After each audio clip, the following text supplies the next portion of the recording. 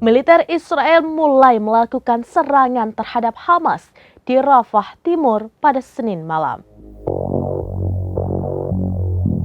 Militer Israel mulai melancarkan serangan terhadap Hamas di Rafah Timur pada Senin 6 Mei malam. Serangan tersebut telah disetujui dan didukung penuh oleh Kabinet Perang Israel.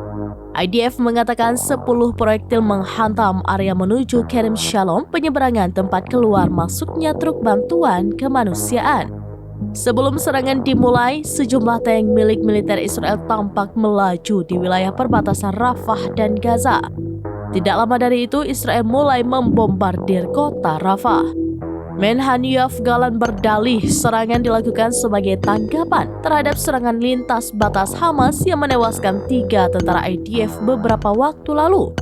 Melansir Time of Israel, petugas medis dan petugas pertolongan pertama di Gaza yang didukung Hamas mengklaim 16 orang tewas dalam serangan udara Israel di kota selatan Rafah. Sementara itu, video detik-detik serangan Israel di Rafah beredar luas di media sosial. Penampakan langit Rafah seketika merah membara saat puluhan roket menghujani Rafah. Suara dentuman dan peluncuran roket juga terdengar jelas.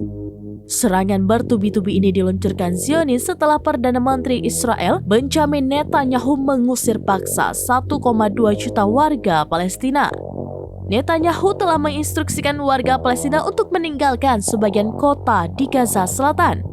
Orang-orang diperintahkan untuk pindah ke Mewasi, wilayah kemanusiaan yang dinyatakan Israel di dekat pantai. Israel mengklaim operasi di Rafah Timur bersifat sementara dan terbatas.